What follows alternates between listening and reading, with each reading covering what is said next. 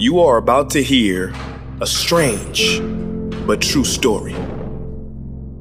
Legend has it, Harry Houdini, the master magician, once claimed that he could break out of any jail cell in the world. All he had to do was walk into that jail cell with his street clothes on.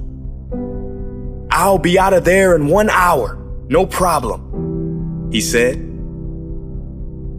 Well, a very old jail down south heard about Houdini's claims, and they accepted his challenge. On the day of the event, many people gathered outside. Very confidently, Houdini walked right into the jail and into the cell, and they shut the metal doors behind him. The first thing Houdini did was he took off his coat. Then, very strangely, he took off his belt. Secretly hidden in Houdini's belt was a 10-inch piece of steel, very tough and very flexible, and Houdini started working. In about 30 minutes, that confident expression Houdini had when he walked in disappeared. In 1 hour, he was bathed in sweat. And at the end of 2 hours, Houdini, in defeat, collapsed against the door, which then opened.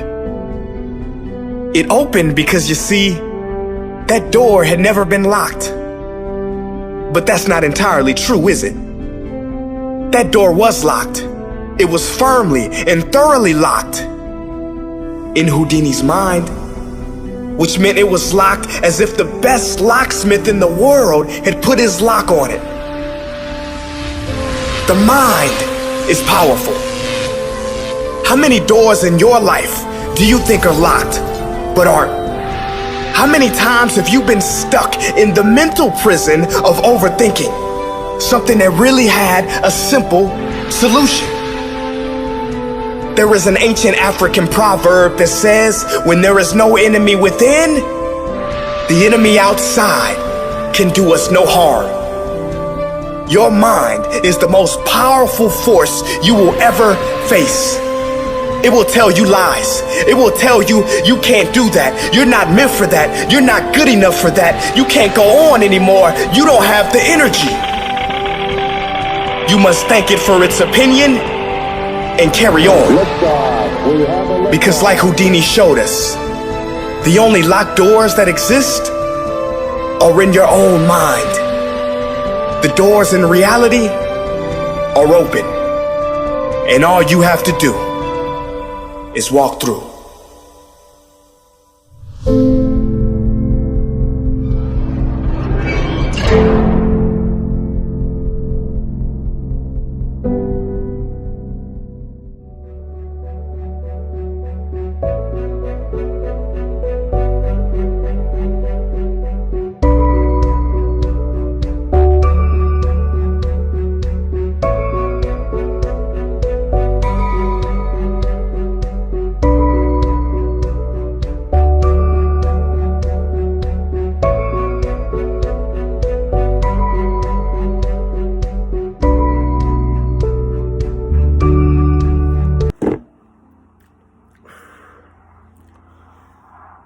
How's everybody doing? I'm doing good now, better now. This might be a long video, kind of personal, but it's one I have to do for myself, and hopefully maybe you can take away something from it. But this is a video I need to put in my story, for me to reflect on, because this is an important part of my transition and me growing as a man, a new person, or whatever. Bipolar changes, new beginning, so I did a video a couple months ago titled it's a little wobbly, titled, yeah, something new I'm trying. Well, the thing is, with the testosterone shots, I'm like shaving like every goddamn day, and they're coming in course.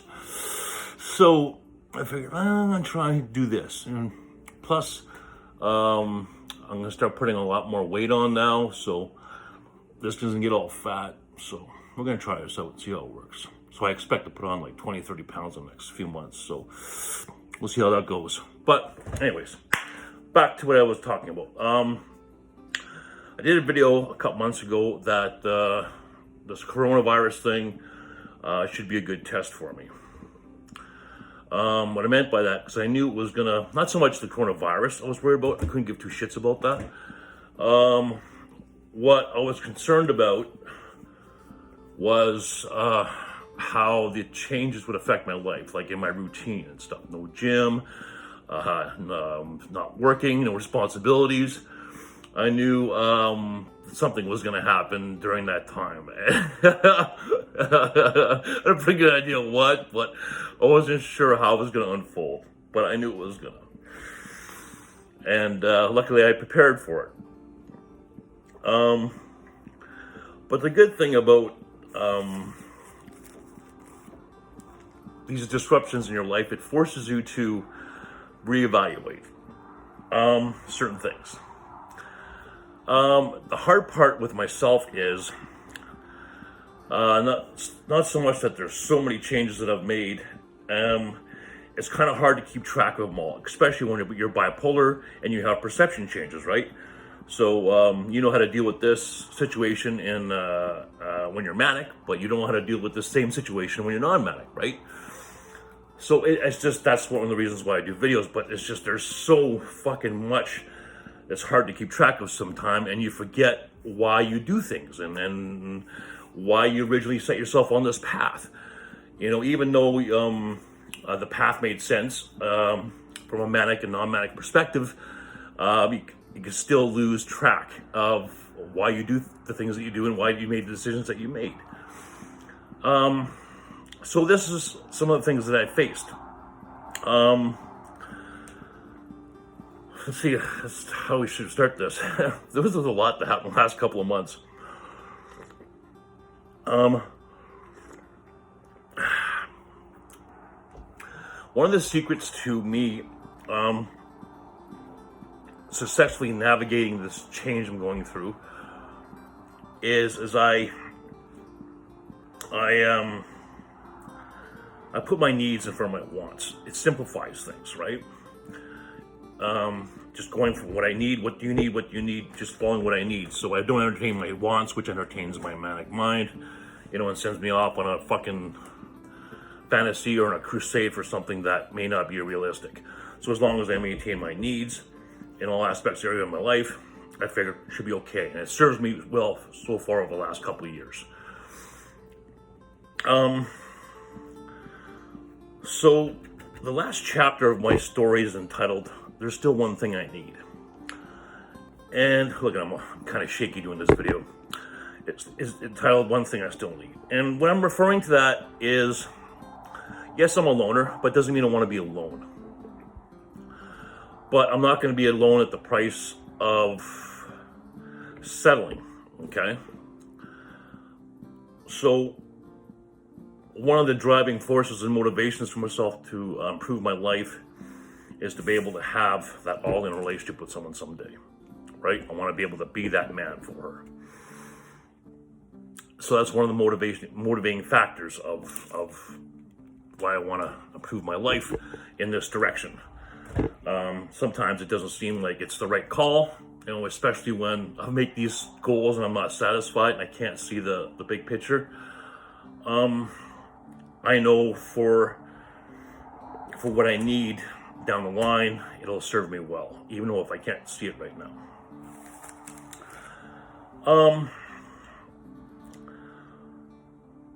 So this change forced me to evaluate even that.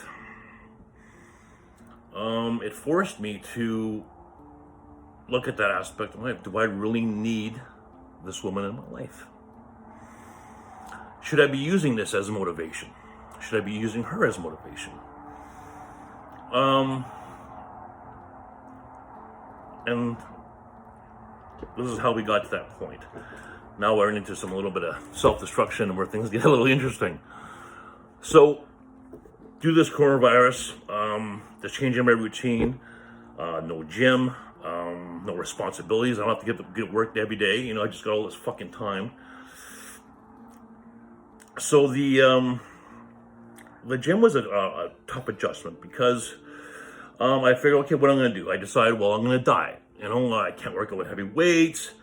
You know, I got all this time, so I can do lots of cardio, and I'll just rip down again like I did the last 2 years. Well, as I started getting into it, I suddenly realized I was getting really fucking depressed. I wasn't sure why at first, but I was really down, and then I kind of recognized what was happening. I'm like, yeah, here we go. I'm gonna have some massive manic hypersexual episode. So we'll get to that in a second. So let's get back to why I got depressed. So I should have been fine. You know, I've ripped down for the summer and had good results, and I was always happy with that. But I forgot why I was training in the first place. Sure, yes, you know, the end result is to have some kind of, hopefully it'll lead some kind of career down the line, some kind of income coming in for myself. That's like, you know, whether it be through a competition, bodybuilding competition, through modeling, because we think it may be doing some modeling once we get where we want to get to. There's some other avenues. But I forgot why I started training to begin with. I forgot. Why am I doing this? Why am I training this? Why am I investing all this money into my body? I forgot. And that's why I got depressed. Because it wasn't making sense. So now I'm starting to get manic. I'm like, why am I doing this? Why am I wasting all this money on fucking bodybuilding, all this fucking time? I completely forgot why I was doing this in the first place. And I realized that it's because I need to. It gives me structure. So even if it doesn't amount to anything financially, it provides this proper structure and what I need to maintain my life now. You know, and I forgot that. So I should have just made an easy transition. Okay, the gym's not here, no problem. Just do what we can do, and that's it. But I was depressed because I was so focused on my goals of like getting size, getting bigger. Like I was I was in the fucking zone, you know, and things were really good. I was working, I had money saved. You know, I'm riding this fucking train of focus, right? And then I had that disruption. So, but now I realize, and I actually wrote this down. I wrote a few things down during this time. Yeah, it's what I need, and hopefully that need will evolve into something else. But I forgot, and we went on this little manic, hypersexual, destructive path. But like I said, luckily we were ready for it. So let's get into that. So these manic episodes that I have, sometimes they can be, well, they used to be self-destructive in the past. They're not so much self-destructive anymore because I manage it well. But this was a big one. I don't know. This was a buildup of a lot of things, maybe. But the one thing, sure, it can be self-destructive. Sure, it can be expensive. Sure, it can be disruptive. But the one good thing about whenever I go through these manic episodes and I get high or I have sex, I go through something called a bridge. I talked about this briefly a long time ago. I can't remember which video it was. So there's a period where from coming down, which is always an event because I'm fucking older now, and it's, you know, it doesn't feel very good. It doesn't feel very good at all. it's like suffering, and that's even with a small amount. But after this suffering, there's this period of clarity where it seems that this small window of time, I can seem to solve my problems, which is very, very strange. From in the past, like little things, dealing with friends, dealing with people, philosophical issues. During this time, I figure a lot of shit out because I can't seem to do that when I'm manic or when I'm not manic and I'm busy with just life. I can't just sit down and think clearly on how to deal with these issues and solve these problems in my life. But during this window, after coming down, feeling like complete fucking shit physically, it was hard in the past mentally because I'd, spend my whole paycheck, I'd act irresponsibly, I'd make some mistakes. But during this window is when I solve a lot of my issues. Now, I don't know how people do that. Maybe people do that through drinking, when people get, they feel bad or whatever, they maybe that's what people do. I don't know what normal people, how normal people solve their problems, how they self-evaluate. Do they do it with booze, or can they do that with weed, or can they just do that without anything? Can they just sit down and figure shit out? For me, it's this bridge, this window, and I knew that I said, okay, well, I'm gonna ride this hypersexual manic episode out. I have money. Let's just go with it, and. But what we're gonna do is we're gonna try and solve this manic sexual problem. We're gonna really focus on that during this bridge, this window, because it's getting fucking old. It's fuck. I'm tired. I don't want to go. Sure, it's fun. Getting a little out of control, but it's just old. That's been 20 years of this shit. I don't want to go through this anymore. I want to find other avenues of dealing with my problems. And this is a big problem. Like, I imagine we all always going to have problems, but I want to try and figure out other facets on how to deal with my problems and think about change and grow. I don't always have to kind of rely on this. Because that's what I would think of, like, okay, well, I'll do this, but the positive lining is I'll be able to solve some problems during this bridge. So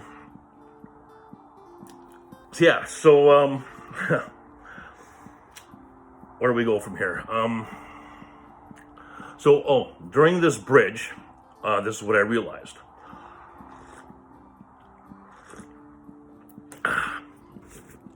During this bridge, back to what I was saying, the last chapter of my story is one thing I still need. So I started thinking about what's feeding this hypersexual thoughts on that.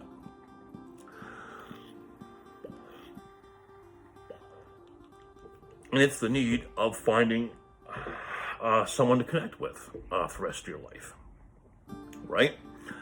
The perfect woman. Like, I can't. The only time I can see, that's another attractive thing about cocaine. Is a very attractive part is I can't visualize. Like, I can't close my eyes and picture someone's face. I can more feel things. Like, I'm really good at feeling something that I felt in the past. Like, I can bring up something that I felt in the past, but I can't bring up a picture. And the one great thing about cocaine, well, I shouldn't say a great thing, but one of the positive things of cocaine is it allows me to visualize. Whether it visualize things sexually, visualize things through ideas, focusing on visualizing maybe bodybuilding or just whatever. Like jerking off, like a buddy of mine, he'd be standing there, he used to work beside me, and he'd be like this, like, what are you doing?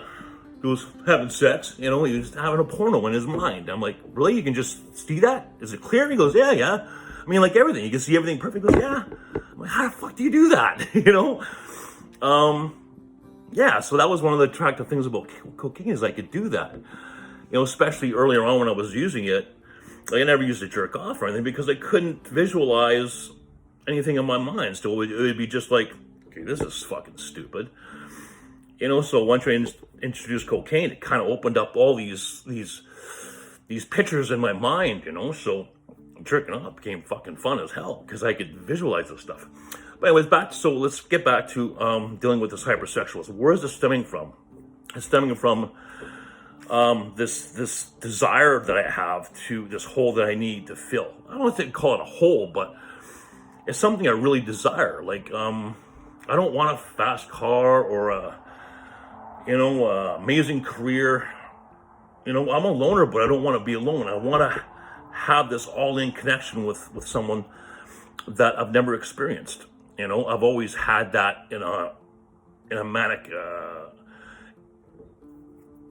relationships in this manic state, which was, you know, a mistake. You know, like it's no one's fault. It's just, you know, I've never.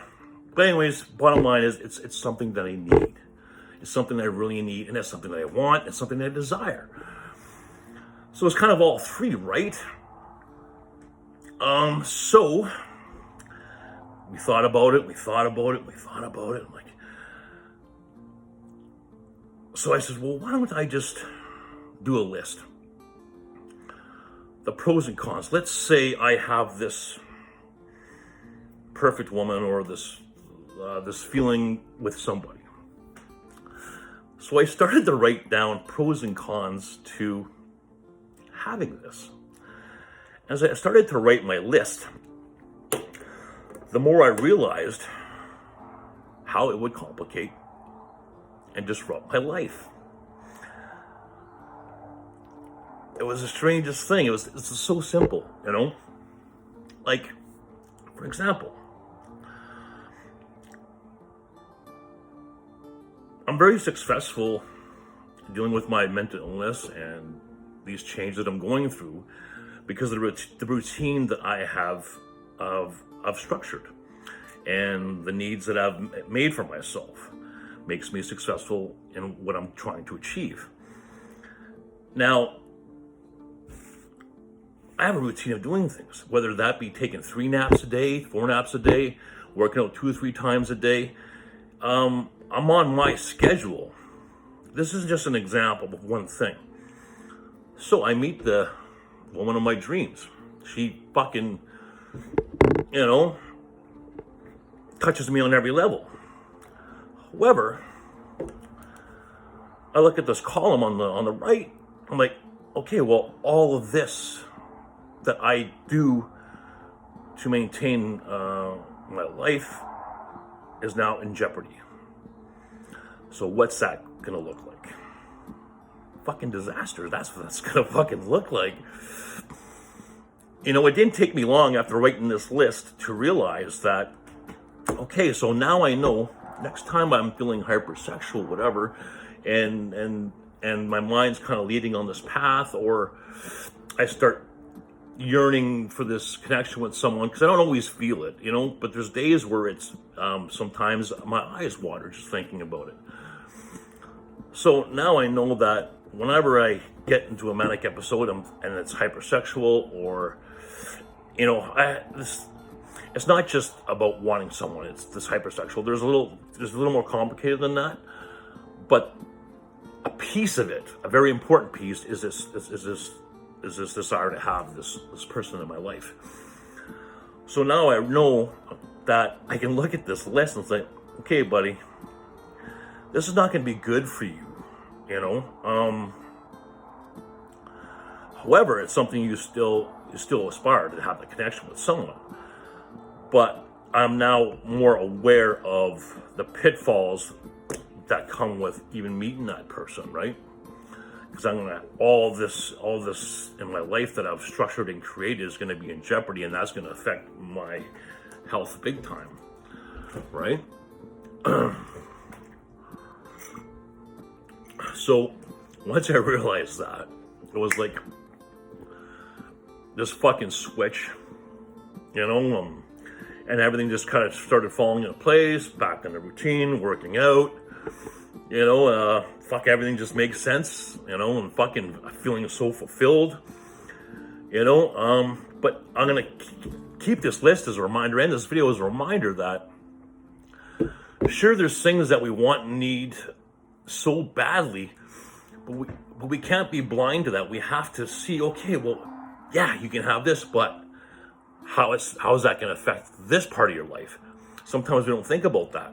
Just like, sure, I got a little fucking crazy the last few weeks, with my manic behavior,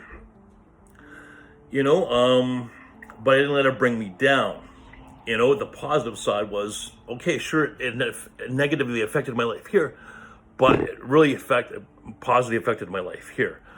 So this balance, right? And that's something that I learned to trust, the balance in life, the balance of things, looking at the positive side of things. And this was a big one. And it's just so funny that it took me so long to realize that. I guess that's one advantage that I envy in people is, they usually just have one perception, right? Being bipolar, it's difficult because, I could be making a coffee, for example, not making coffee, like, I'll give you an example. Say it's a cheat night, and I just don't feel like having I want something different. So I'll go to the grocery store. If I'm manic, I have no idea. It's just too much trouble. I'm like, what do I get? What do I get? There's too many fucking choices. But if I'm non-manic, I'd probably have a pretty easy decision on choosing what to get. You know what I'm saying? So the perception changes is difficult sometimes. But I'm not sure I was going with that. But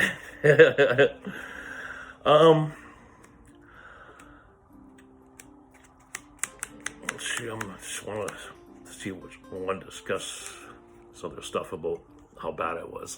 Because that was pretty bad.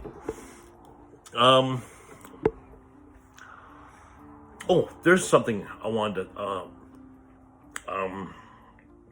mention as well. So, I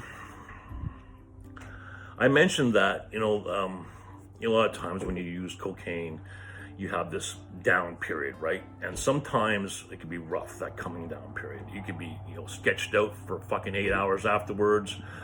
It depends. For me, it's always kind of different. Sometimes it's okay, but I don't, sure, if I drank with it, I'd be fine, but I don't drink, especially when I'm going through that, because that puts my judgment right out the fucking window. Do you think I'm making bad decisions when I'm manic and hypersexual? You used to see me when I'm manic, hypersexual, doing coke and adding booze to that.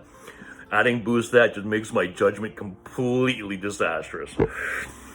So I don't drink. I don't drink at all. Maybe once in a while, but But anyways, like I said, back to it. There's the come down can be brutal. And I knew that eventually that I would have to deal with this again, and I'm like, fuck, it just is like these come downs, man. I gotta fucking, they're just so hard on the body, and they just fuck me up all day. So I actually spoke to my doctor about Xanax. It's a very powerful sedative. And he said he couldn't prescribe it, because I also talked to him about Adderall, and he said he couldn't prescribe these medications because they were controlled substances, and only a psychiatrist could prescribe them. Because I'm always trying to find new ways of supplementing these issues that I have, so to mitigate them so they're not so much suffering. But this is where it gets really interesting. So I took it upon myself to find some Xanax. Through other means, of course, you gotta do what you gotta do. So, there was I think it was it was like a 6-week period where it was just like every week, every couple of days, every 3 or 4 days that I would end up getting high and getting crazy. But the first day, I said, you know what, fuck it. This I'm gonna ride this out, but let's try and make this as painless as possible. Let's try this Xanax and see how this works. From what I've researched, It's a very powerful sedative, so this might mitigate, slow down the suffering of that part. So, did it work? Yes, it worked fucking fantastic. It actually worked too well. Sure, there was no come down, but guess what? There was no bridge. And I was sluggish for like 2-3 days.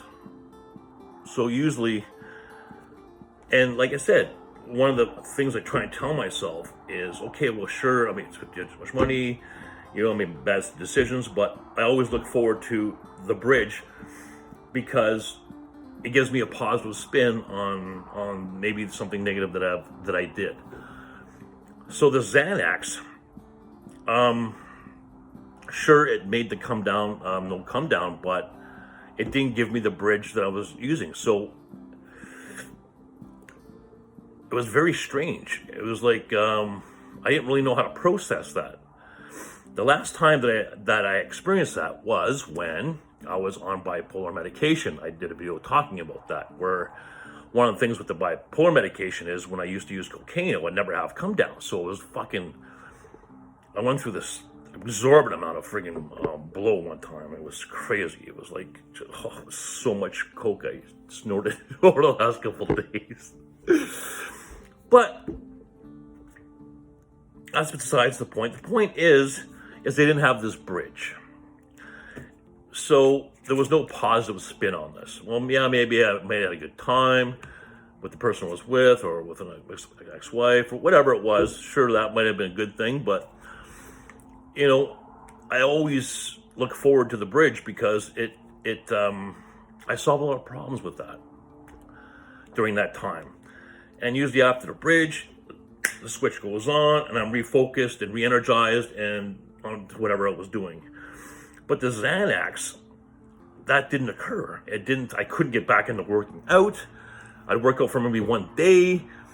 The flip didn't switch. It was almost, I went, not depressed, but I went into this this mode.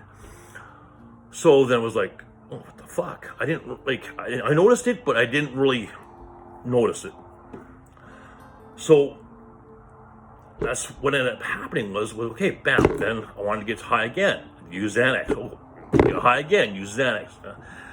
Normally I could just fucking go out one night or get high one night and then I'm fucking fine. I very rarely, it's like, I couldn't tell you last time that I've used 2 times in 1 week. It's usually once a month at the end of the month. My last hypersexual experience was last October where I got crazy, so it was fucking quite a while. That was like, it was October 2019, so it's been a while since I've got like that. And one of the reasons was because the Xanax prevented me from having this bridge. And so once I realized that, I think it was on the probably maybe 7th or 8th night that I got high. I said, okay, well, I think it's time to make a phone call and call a girlfriend of mine. This is, so I called her one night, seen her, fucking like 2-3 days later, seen her again. And the third night, I might edit this part out, but the third night I seen her, I got her to come to the house. One of the things with cocaine, that can be a problem is getting an erection when you use cocaine. That can be a problem sometimes. Most of the times it's a problem, So by the time she came over, it was like a day and a half. I've been up. She came by. I said, thanks for coming by. She goes, you're in bad shape? I said, yeah, I'm in bad shape. I'm in bad shape. And she knows my story, right? So she was going to take care of me and make me feel better. And what ended up happening was, like I said, I didn't use any Xanax for the last few nights. But what ended up happening was really, really strange. Is I got more like I was fucking, I don't know what happened in my mind, but I was like fully erect, you know, blew twice, you know, and this is after a day and a half, you know, a couple grams of blow. And she even turned to me, she says, "What the fuck's going on?" She goes, "You take something?" Like, no, I don't know what the fuck is going on. But I think what had happened is, you know, the last couple of times that I got high and I did have the bridge, I was thinking about the hypersexuality in that. I think in that process, the last time I seen her, I seen her in a different light. My mentality will probably be different. I think that I was able to more enjoy the moment as opposed to analyzing the moment from a manic standpoint, you know? So I ended up having a fucking amazing time with her. You know, we had a great fucking time. And, of course, you know, I had my bridge the next day, the following day, you know, and I've put, you know, the last pieces together, like I was telling you about the list and the pros and cons. Yeah, so it was very, very interesting. Very, very interesting. I was fucking tired. I was like, I was telling myself, like, holy shit, this is a bad one. But it was never like really out of control. But it was like once a week. It was like once a week, maybe twice at the end of the week. It was a pretty good run, like not compared to my past. Like, it was nothing compared to some of the things I used to do in my past. But it was a lot for something that in the last couple of years, put it that way. Yeah, so there was definitely a shift in my mentality, you know, during that experience. And it's all going to be positive in the future for me. All going to be positive. Like, my fucking workout's been great, fucking going on these 10K walks, you know, like, everything is just great, you know? Yeah. So there's a point to this story. I guess there's a lot of points. You know, whether you're bipolar or not, I think it's always good to, however one does it, I don't know what a normal person does, to reevaluate their life or rethink their life, but, you know, it's definitely, be self-aware and honest with yourself about what's happening with you, you know? Don't lie to yourself, you know? It makes, that's one thing about these videos, like, these are fucking hard to do. Like, I'm still kind of shaking doing this video. But putting this out there like this, it makes me accountable. It makes me, it's as much it may be, or not so much anymore, but maybe embarrassing to talk about or ashamed to talk about. There is some freedom in that. There is some freedom in being open with yourself and with others. You know, there's people that I know that see these videos that I see, you know, not so much every day because of ours, but, you know, so it's not like I'm doing a video and I don't see anybody. Like, I see people and I put these out there, and or I get messages, I talk to people. So there's a freedom in that, you know. And do I recommend doing something like that? Yeah, kind of. You know, if you're going through some shit, you don't have to. It's not so much that I'm sharing my story and problems for pity or for likes, reviews, or shares. I'm just using it as a tool to help myself. And there's a freedom in that. Believe me, but there's times where it's like, you know what? I am so fucking sick and tired of fucking doing this shit. I'm fucking tired of sharing this shit. I'm tired of this fucking process. I'm tired of doing these fucking videos, and I'll get like that. Like, I got like, that was, I think it was last December, I did a video like, I'm fucking done. That's my last fucking video. I'm fucking done. Because I'm just exhausted of the process. Like, fuck, let's get on with our lives already. You know, I'm tired of dealing with this fucking shit. You know, and then everything that comes with it. You know, so I know a few of you were maybe disappointed that I had that bad attitude about that, but you guys hear where I'm coming from. This is not an easy thing to do. You know, especially when it's not coming from a selfish place, right? Because you're asking yourself, well, what am I getting out of this? You know, I'm fucking, you know. But, yeah.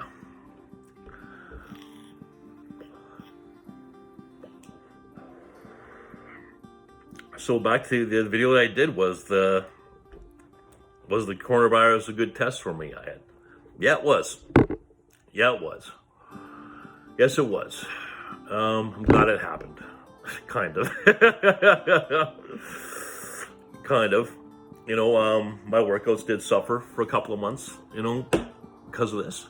But I would still manage to work out, I think it was twice a week, you know. So I did maintain still, you know, most of my gains. But we're back on track and feeling good. And, you know, we're feeling good about what happened. And it was great, too, because the woman I was with, I've known her for many years, and I've talked about her a few times in my videos. Like, I don't plan to see her for a while, but it's definitely something worth thinking about, because I had mentioned to you, I did one video saying that I would never have sex with her because it was paying her. And she says, well, why don't you ever do this sober? I said, well, if I'm sober, then I can't, you know, pay you. So it's like, I need to pretend that you actually want to be here. So during this last experience, maybe next time I see her, it'll be a totally different experience. Maybe I'll learn to maybe just enjoy the moment and not overanalyze the moment I have with her. You know, like maybe, you know, this could be a whole new chapter on how I interact with women as well, too. You know, there's a lot to think about with this, you know, but it's all positive, you know. But it's definitely, I've definitely learned that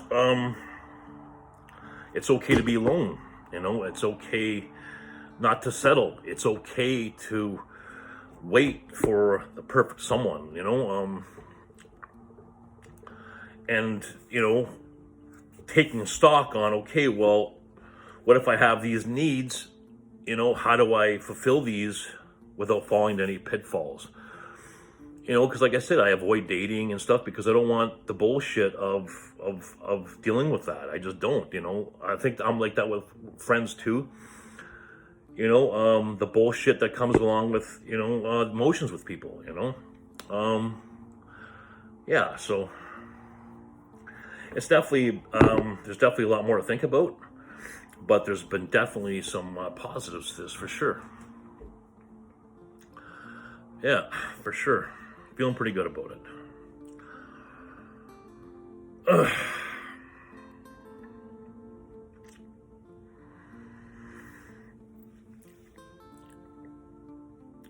Like, I remember even thinking too, like, during this time, like, yeah, I'm not going back to my fucking gym, you know. I'm gonna go to a new fucking gym, meet new fucking people, meet new women, and, you know, and that thinking was just fucking retarded, you know.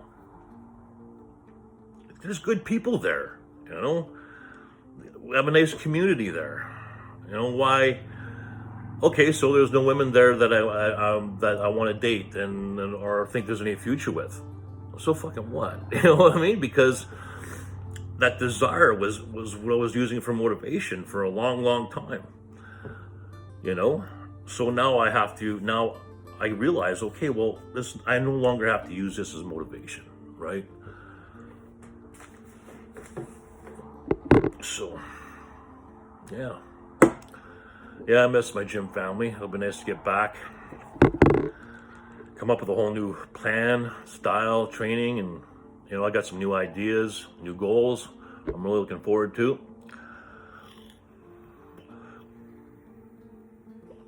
But in the meantime, we're gonna do the best we can here. You know, I'm really gonna put my foot down and told myself we gotta do 6 weeks, you know, not missing a single day, and missing a single workout, missing a meal. You know, I wanna be perfect for at least 6 weeks. You know, nothing is more satisfying than a perfect month. But I wanna do it 6 weeks because it's a challenge for 6 weeks. You know, I've never done 6 weeks perfectly. So, yeah, we're gonna make that fucking happen.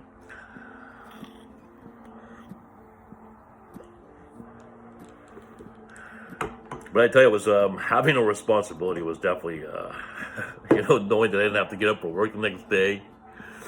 You know, but this is all stuff we learn from next time, right? It's all stuff we learn and try to remember. It's hard to remember all the shit that you know, I don't know what, does a normal person go through the same shit that I'm going through? Mom says, yeah. You know, she says, well, no, normal people go through that stuff too. That just doesn't feel like it. You know? I just feel I have to do like double the work or even triple the work sometimes. I even remember during one of the bridges, I remember thinking to myself, well, maybe I don't deserve that.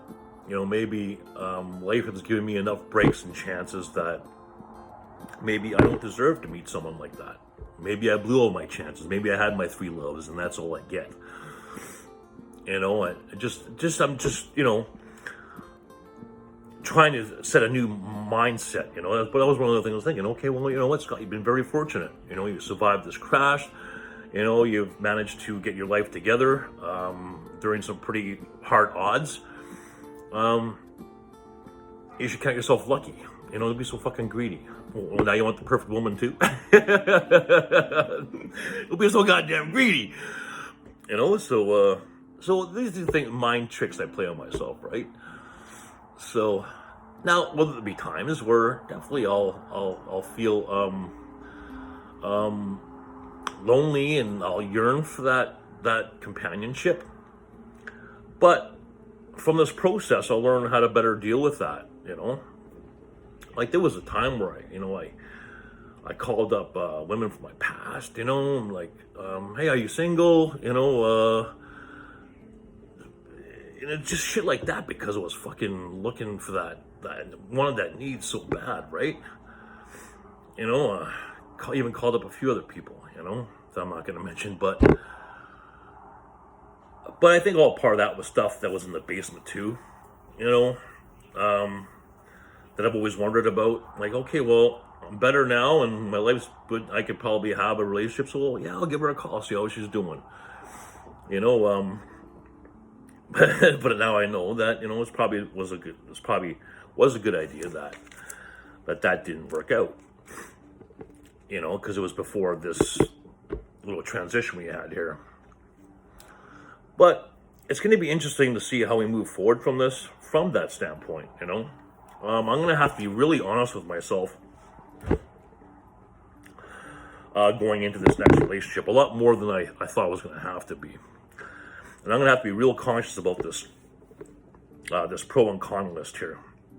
You know, how sure she may be perfect for me, but how is it going to affect my life from my routine, my structure? You know, will I ever get to a point where I could be more flexible on that and it won't affect my life negatively? You know, will I be able to do that, you know?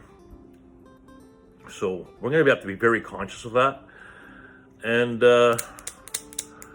I'm grateful that life has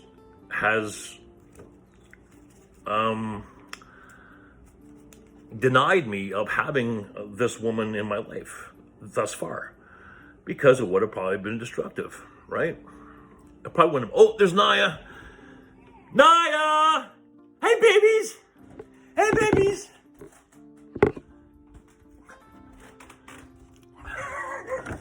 Hi, babies. Hello. Oh, come say hi. Come say hi. Come say hi. Hello. Hello. Have a kiss. Have a kiss. Look at you on video. Look, you're on video. Hello. How are you? Where have you? I haven't seen you guys around for a while.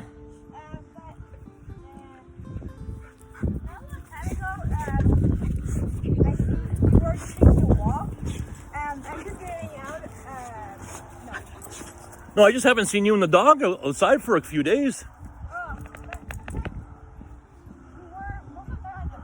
Okay. Nah, I'm doing a video for my YouTube channel. Yeah. Hello, hello. Who loves the babies? Who loves the babies? Oh, you got me all tangled. Who loves the babies? Who loves the babies? Who loves the babies? Sky's little babies? Have a kiss? Have a kiss? Have a kiss? Okay, bye-bye. See you later. Bye-bye. Bye-bye. What? What? What? What? Okay, bye-bye. Bye-bye.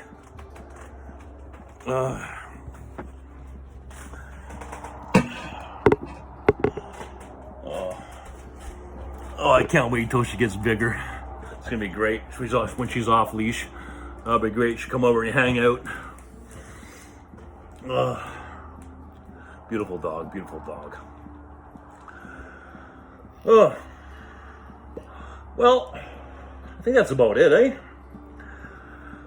Just get my ass to training here. I gotta do some calves, some back, some biceps. The weather's been beautiful to do cardio, but I don't think we'll do cardio today.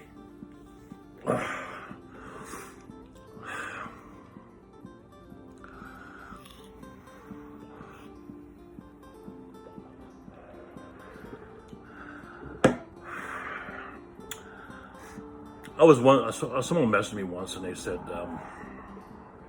what keeps you motivated?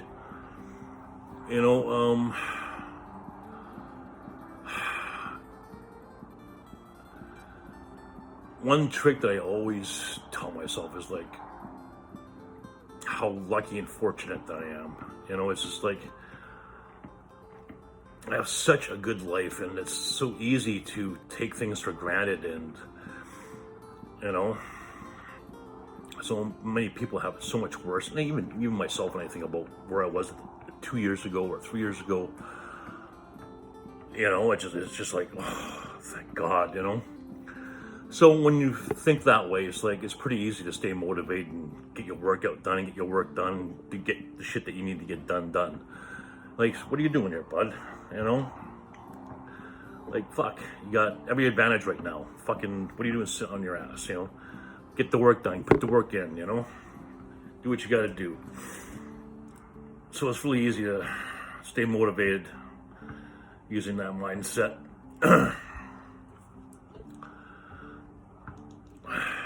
Because most of us are extremely fucking great, lucky and fortunate.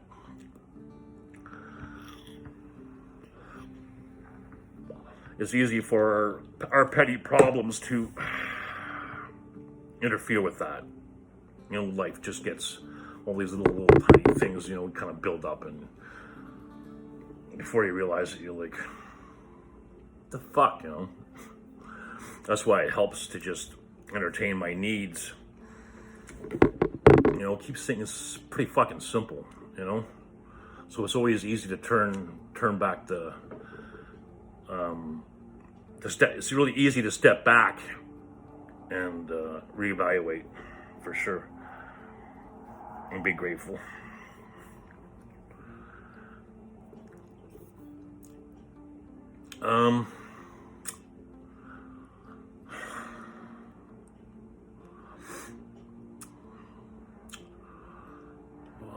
Just wondering if I should share this one last thing that I've never told you guys, but I'm not sure if I'm ready to tell you guys this yet. Maybe I'll save that. I don't plan on doing one of these videos for quite a while now.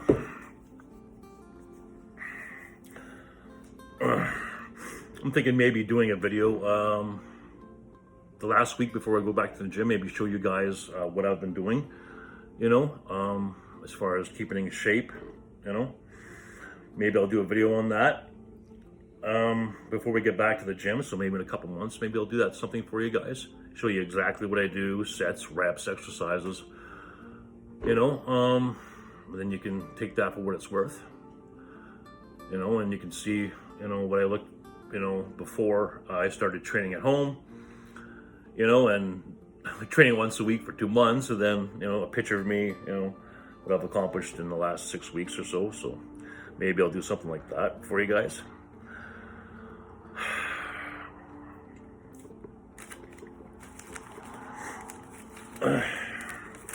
Life's a mind fuck, eh? Isn't life a mind fuck? It can be. Fuck, it can be.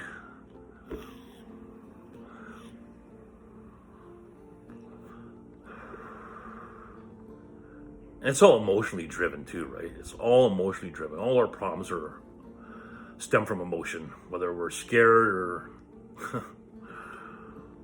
sad, or it's all emotionally stemmed. And I try and control my emotions as much as I can,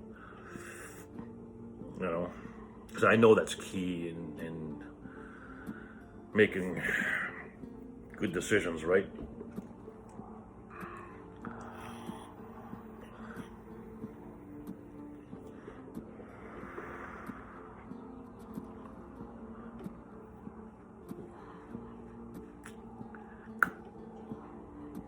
So what do you think about the beard?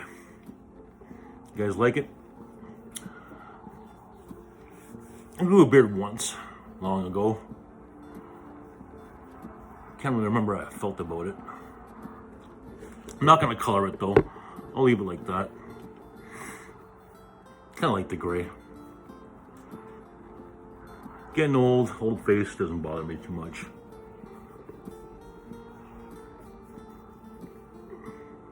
Okay, that's it. Till see you guys again. Take care of yourselves, take care of each other. God bless you as all. Puppy!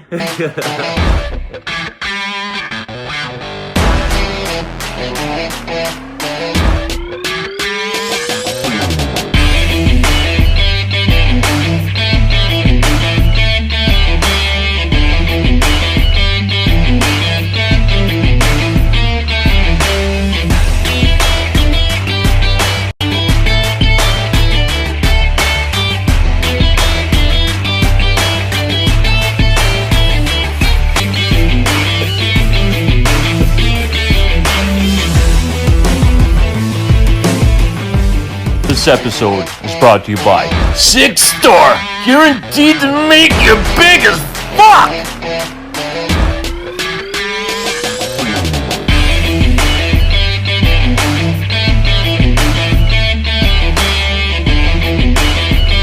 And special thanks to Working Hands.